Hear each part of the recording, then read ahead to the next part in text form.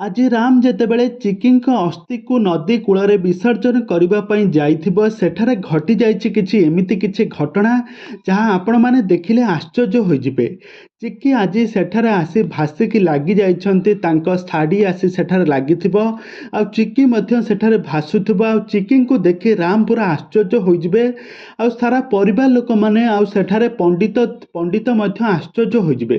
ତେବେ ଦର୍ଶକ ବନ୍ଧୁ, ଏବେ ତୋରି ପାଇଁ ତୋ ପାଇଁ ସିରିଏଲର କାହାଣୀରେ ଏବେ କ'ଣ ଆସିବ ନୂଆ ଟ୍ୱିଷ୍ଟ, ଏବେ କ'ଣ ଘଟିବ ଆଗକୁ, ଏ ସମ୍ପର୍କରେ ସବୁ କିଛି ଜାଣିବା ପାଇଁ ହେଲେ ଆପଣମାନେ ଆଜିର ଭିଡ଼ିଓଟିକୁ ପୁରା ଶେଷ ପର୍ଯ୍ୟନ୍ତ ଦେଖନ୍ତୁ। ଆଉ ଏହା ପୂର୍ବରୁ ଯଦି ଆପଣମାନେ ଆମ ଚ୍ୟାନେଲକୁ ସବସ୍କ୍ରାଇବ୍ କରିନାହାନ୍ତି ତାହେଲେ ସବସ୍କ୍ରାଇବ୍ କରି ପାଖରେ ଥିବା ବେଲ୍ ଆଇକନକୁ ଦବାଇ ଦିଅନ୍ତୁ। ଦର୍ଶକ ବନ୍ଧୁ, ଆଜି ଆପଣମାନେ ତୋରି ପାଇଁ ତୋ ପାଇଁ ସିରିଏଲରେ ଦେଖିବା ପାଇଁ ପାଇବେ ଜବରଦସ୍ତ ଏପିସୋଡ।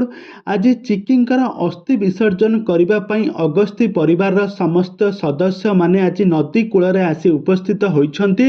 ଆଉ ସେଠାରେ ପଣ୍ଡିତ ମନ୍ତ୍ର ମଧ୍ୟ ପଢ଼ୁଥିବେ। ରାମ ନିଜ ହାତରେ ଚିକିଙ୍କ ଅସ୍ଥିକୁ ବିସର୍ଜନ କରିବା ପାଇଁ ଯେତେବେଳେ ନଦୀ ଭିତରକୁ ଯାଆନ୍ତି, ସେଠାରେ ଦେଖନ୍ତି କିଛି ବହୁତ ବଡ଼ ଘଟଣା।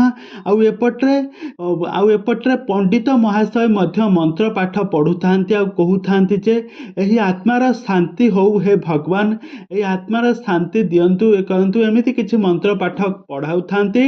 କିନ୍ତୁ ଆଉ ଏପଟେ କିନ୍ତୁ ଘଟିଯାଇଛି କିଛି ବହୁତ ବଡ଼ ଘଟଣା। ଯେତେବେଳେ ସମସ୍ତେ ପ୍ରଣାମ କରନ୍ତି ଆଉ ଦେବୀ ମାଙ୍କ କୃପାରୁ ସମସ୍ତେ ଚିକିଙ୍କ ଅସ୍ଥିକୁ ବିସର୍ଜନ କରି ଗଲେ, ଆଜି ରୁହି ଆଉ ରାମଙ୍କର ଆଜି ଏନଗେଜମେଣ୍ଟ ହେବ, ଏମିତି କିଛି ନୂଆ ଟ୍ୱିଷ୍ଟ ସିରିଏଲରେ ଦେଖିବା ପାଇଁ ପାଇବେ। କିନ୍ତୁ ରାମ ଯେତେବେଳେ ଚିକିଙ୍କ ଅସ୍ଥିକୁ ନଦୀ କୂଳରେ ଭସାଇବା ପାଇଁ ଯାଉଥିବା ସମୟରେ ସେତେବେଳେ ରାମ ଦେଖିବ ଯେ ଚିକିର ଗୋଟେ ଲୁଗା ଆସି, ତାର ସେଇ ନାଲି ଶାଢ଼ୀ, ଯେଉଁ ଶାଢ଼ୀ ସେ ପିନ୍ଧିଥିଲା ସେଇ ଶାଢ଼ୀ ଆସି ସେଠାରେ ଭାସି ଭାସି ଲାଗିଯାଇଥିବ। ଆଉ ତାପରେ ରାମ ସେଠାରେ ଆଉ କିଛି ଜାଣିପାରିବ ନାହିଁ, ଟିକେ ଅନ୍ୟମନସ୍କ ରହିବ। ତାପରେ ସେ ତା ପଣ୍ଡିତ ଆଉ ଜେଜେବାପା ରାମଙ୍କ ମା ସୁଗନ୍ଧା ଟିକେ ପାହାଚ ଉପରକୁ ଚାଲିଯାଇ ରାମକୁ ଡାକିବେ, ଆରେ ବାବା ତୁ ସେଠି କ'ଣ କରୁଛୁ, ତୁ ଚାଲିଆ। ତାପରେ ରାମ କହିବ ହଁ ମୁଁ ମା ଯାଉଛି। ଏହା କହି ରାମ ଚାଲି ଯାଉଥିବ। ତାପରେ ଚିକି ସେ ପାଣି ଭିତରୁ ଉଠିବ।